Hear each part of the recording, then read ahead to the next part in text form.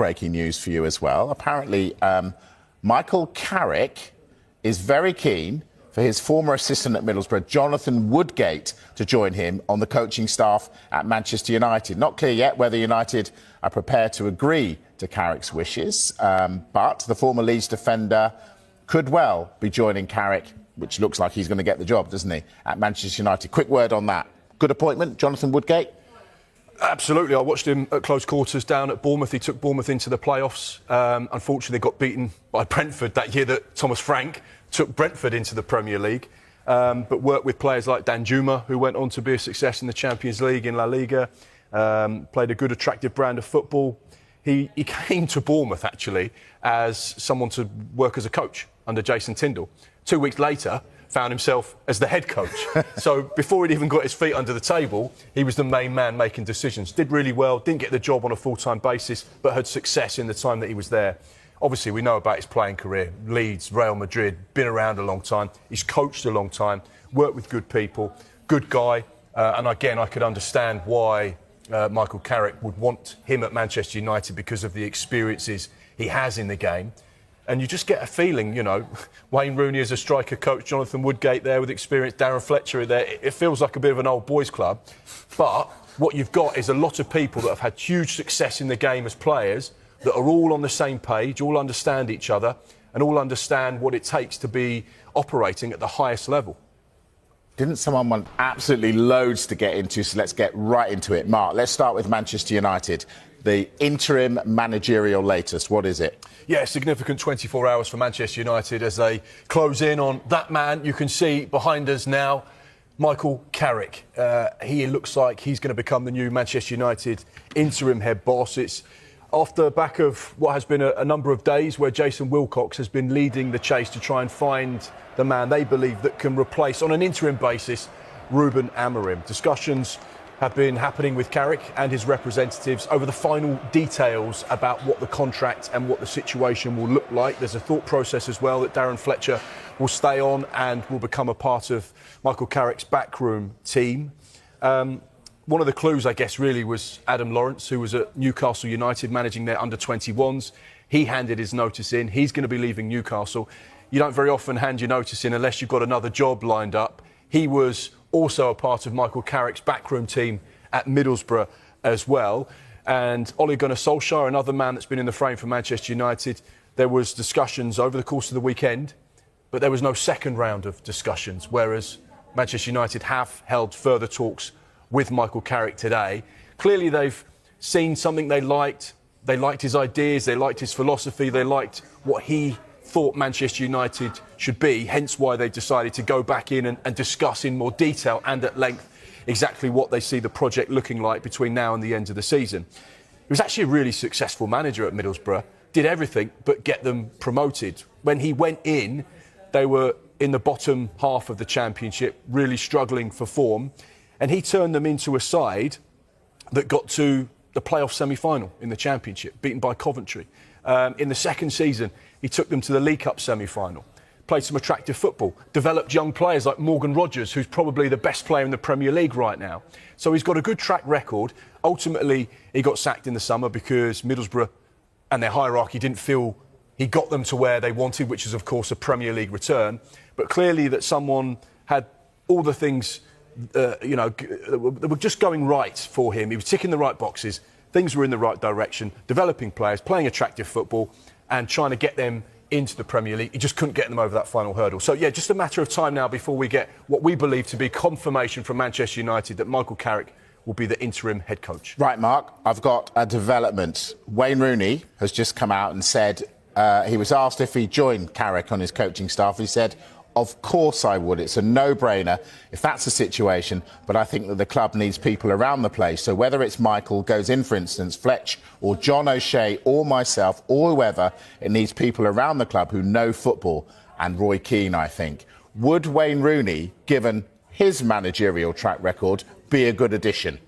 Wayne Rooney, I think, picked up 19 points at Plymouth Argyle. I watched 15 of those points. Whatever it was, when I turned up to watch Wayne Rooney at Home Park, the team were brilliant. Played some really attractive football. They had good young players.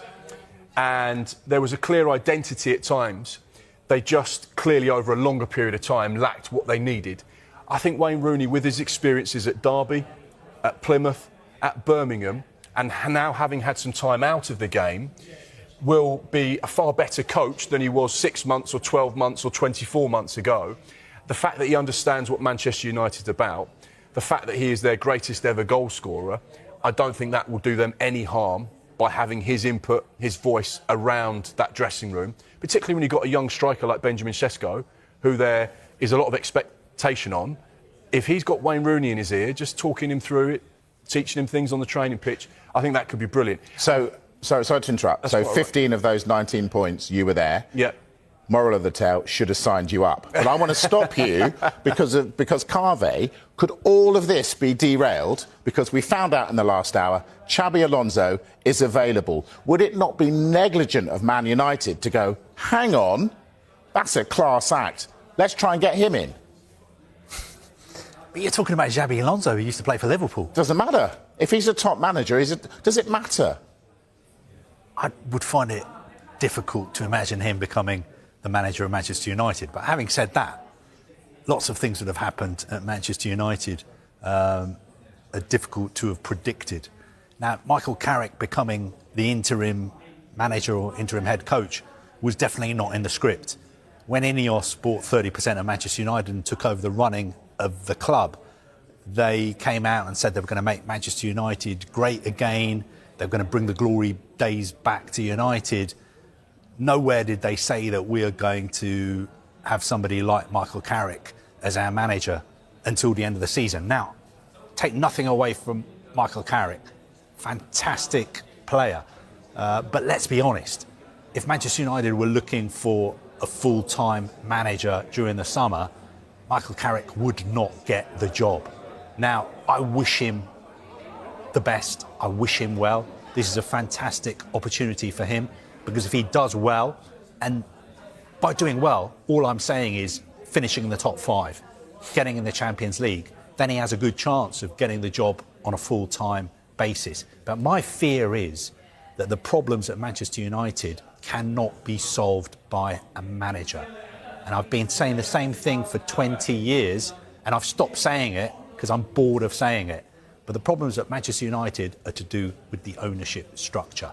And until that changes, I don't think anything really is going to change at Manchester United. Mark, I want to go back to Xabi Alonso. Now, over the last, Liverpool are unbeaten in 9, I think, 9 or 10. So Arne Slot has managed to quieten the noise around him. Given Xabi Alonso's available, and given, as Carve says, he used to play for Liverpool, should Arne Slot be worried? Is there a chance that Liverpool might go, there's only a short window that this bloke's going to be available, we need to get him now? Well, he was linked with Liverpool before he joined Real Madrid. I think the Liverpool hierarchy would avoid at all costs making any type of managerial change during the course of a season. There is still a Champions League to play for. They still could get into Europe and, of course, the FA Cup as well. So there are still things that Arne Slot could achieve this season. What happens if he goes and wins the Champions League and the FA Cup and does the double? People won't be talking about him departing Liverpool. They'll be talking about continuing to back him and build on what he's already done in the short space of time that he's been there. But I think what this does with Xabi Alonso is it will put a number of clubs on red alert, because he is the type of manager that potentially could be top 6 material. You know, there's a lot of talk about Pep Guardiola. What happens if Mikel Arteta doesn't deliver a trophy at Arsenal this season? Do they decide to stick with him again? But don't you go now if you're a club, because he will go? Potentially, yes. He could potentially go and you could miss that opportunity. I think with the situation, 8 months at Real Madrid, you know, and they're 4 points behind Barcelona, a financially unstable Barcelona. They lost in the Spanish Super Cup last night against Barcelona, which is not acceptable. You know, second place is the first loser as far as Real Madrid fans are concerned. You know, you cannot be behind Barcelona at any point. I also think, you know, the success he had at Bayer Leverkusen, but he's still very green. You know, despite the 14 major trophies, despite the World Cup, despite 2 Euros, despite all the things he's achieved, he's still very new as a coach. And clearly, the philosophy he has when it comes to playing the game it didn't work for Real Madrid. So why would it work for Liverpool? Why would it work for Manchester United?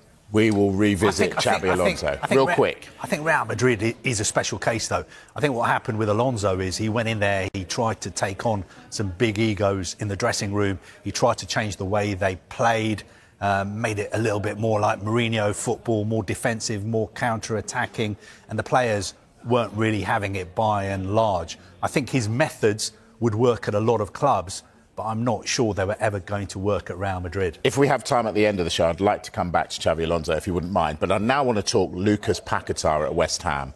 He wants to get out.